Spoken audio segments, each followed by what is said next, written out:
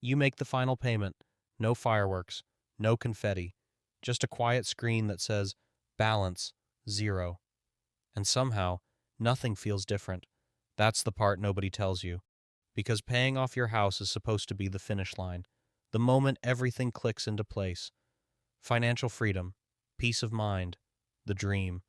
But for most people, that's exactly when things start to change in ways they didn't expect. Not dramatically, not overnight, but permanently. For decades, your financial life has been built around one central gravity, the mortgage.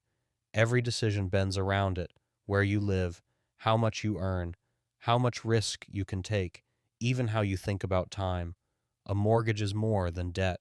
It's structure, it's discipline, it's pressure. And pressure, oddly enough, is useful. It forces consistency, it forces income, it forces long term thinking. So when that pressure disappears, something else disappears with it: direction. Here's why this matters right now. For the first time in years, a massive wave of homeowners are approaching the end of their loans. Many locked in low rates years ago. They've been paying steadily, quietly. Now they're reaching zero. And the expectation is simple: life should get easier. But financially, that's not always what happens, because the system you've been playing in doesn't actually reward being debt-free the way you think it does. Let's break it down. When you had a mortgage, your monthly payment wasn't just an expense, it was forced investing. Part of that payment went toward principal, equity, a kind of slow, automatic wealth building machine. You didn't have to think about it. It just happened. Month after month, year after year. Now remove that. Suddenly, that same money, maybe a large chunk of your income, is just sitting there, available, flexible. And that's where things get interesting, because freedom introduces choice, and choice introduces risk. Here's the uncomfortable math. Let's say your mortgage payment was $2,000 a month. That's $24,000 a year that used to be locked into your house. Now it's liquid. If you invest it wisely, you could accelerate your wealth dramatically. But most people don't. Not because they're careless, because there's no system forcing them to. Without the structure of a mortgage, that $2,000 slowly dissolves into lifestyle. Better vacations, at nicer upgrades, small, recurring expenses that don't feel significant, but compound just as powerfully as investments, except in the opposite direction. There's an irony here. When you had debt, you were building wealth automatically. When you have no debt, you have to build wealth intentionally. And intentional systems are much harder to maintain. There's also a psychological shift. For years, you've been in accumulation mode. You're building, growing, progressing. Every payment is movement forward. But once the house is paid off, that visible progress disappears. There's no monthly confirmation that you're getting richer. Your net worth still grows, but it feels invisible, which leads to something subtle but important: stagnation. People stop optimizing, stop pushing. Oh, because the biggest goal is already done. And then there's opportunity cost. This is where things get uncomfortable. Historically, mortgage rates, especially fixed ones, have often been lower than long-term investment returns. Meaning mathematically, you could sometimes build more wealth by investing instead of aggressively paying off your house. But emotionally, debt feels like a problem to eliminate.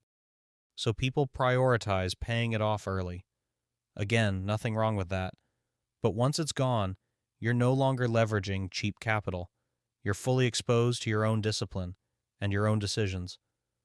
There's also a shift in how you relate to risk. When you have a mortgage, your baseline monthly obligation is high. That forces stability, stable job, predictable income, conservative choices. But once the house is paid off, your required monthly income drops significantly, which should make you feel safer, but it can also make you looser, more willing to take risks, sometimes good ones: starting a business, changing careers, investing more aggressively, but also bad ones, speculative investments, overconfidence, timing the market, because now the downside feels less threatening. And then there's the system itself. The broader economy isn't designed around people being completely debt-free. Credit drives growth. Banks profit from lending. Tax systems often reward borrowing through deductions, incentives, and leverage. So when you step outside that system, even partially, you lose some of those built-in advantages. Again, not a disaster, but a shift. Now compare the story people are sold to the reality. The story says, pay off your house, eliminate your biggest expense, live freely. The reality is more nuanced. Yes, you eliminate a payment, but you also lose a system that was quietly working in your favor. You gain freedom, but you also inherit responsibility. You remove pressure, but you also remove structure. And here's where things get even more interesting. Because paying off your house doesn't just change your finances, it changes your timeline. Without a mortgage, the traditional markers of financial life start to blur. Retirement looks different. Career decisions look different. Even how long you plan to stay in one place starts to shift. Because you're no longer anchored by a loan, you're anchored by choice. So what actually happens after you pay off your house? Nothing. And everything. Your life doesn't suddenly transform. But the rules change. Quietly. Subtly. And permanently. The people who benefit the most from being mortgage-free aren't the ones who celebrate the loudest.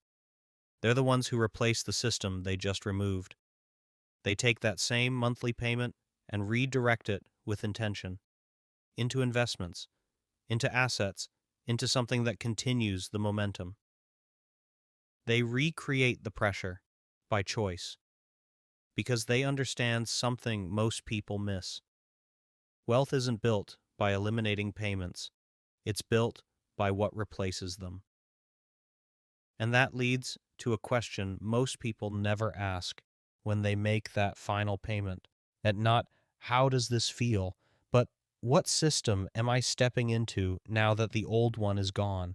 Because paying off your house doesn't end the game. It just removes the rails. And what happens next depends entirely on how you move without them. Because here's the part that doesn't show up in the celebration photos. A paid-off house is not a productive asset in the traditional sense. It doesn't generate income. It doesn't scale. It just sits there. Yes, it can appreciate over time. Yes, it removes a massive expense. But in terms of cash flow, it's silent. And that silence can be misleading. Because on paper, you might be wealthier than ever. But in reality, your monthly financial engine just lost one of its most powerful moving parts, the forced transfer of cash into equity. So now the question becomes uncomfortable. If your house is paid off, what is actually working for you? Not emotionally, not philosophically, but mechanically. What is producing returns? What is compounding? What is moving without your constant attention? Because without answering that, it's possible to feel rich and slowly become financially stagnant at the same time. There's another layer to this: liquidity. When your wealth is tied up in a house, it's locked. You can't easily access it without selling, borrowing, or restructuring. So ironically, someone with a paid-off home and no investments might be less financially flexible than someone with a mortgage and a strong portfolio. One has security, the other has mobility.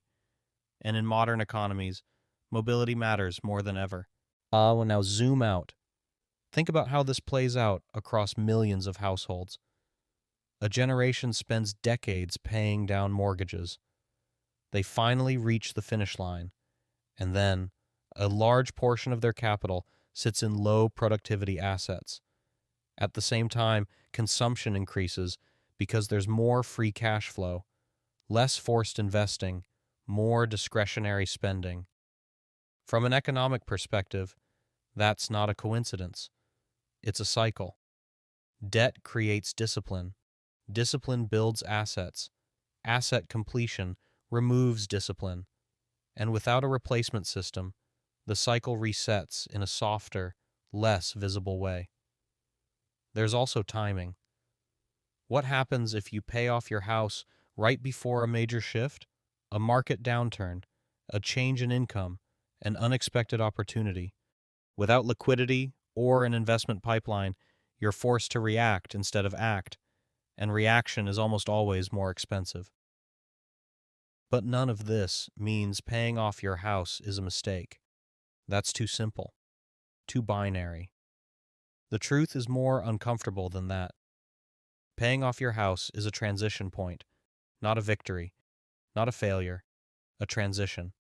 From a structured financial system to an unstructured one, from automation to intention, from obligation to choice. And most people underestimate how difficult that transition actually is. Because structure, even when it feels restrictive, does something powerful. It removes the need to decide. Once that's gone, every financial move becomes a decision, every month, every year. And decision fatigue is real, and even for smart people, especially for smart people. So what do the people who navigate this well actually do? They don't treat the final payment as an ending. They treat it as a handoff. The moment the mortgage disappears, something else takes its place immediately. Same amount, same consistency, different destination. They automate investments. They build income-producing assets. They create systems that don't rely on motivation, because they understand that freedom without structure tends to decay, slowly, quietly, almost invisibly. And then there's one final twist: identity. For years, being a homeowner with a mortgage is part of how you see yourself: responsible, stable, progressing. When that's gone, there's a subtle shift. You're no longer paying toward something. You've arrived, and arriving can be dangerous, because growth often slows the moment you feel like you've made it. So here's the uncomfortable truth buried underneath all of this. Paying off your house doesn't automatically make you financially free. It just removes one constraint, and what replaces that constraint determines everything that follows. Because in the end, the real question isn't whether paying off your house is good or bad. It's this: when the system that was building your wealth disappears, do you have another one ready? Or were you relying on it more than you realized?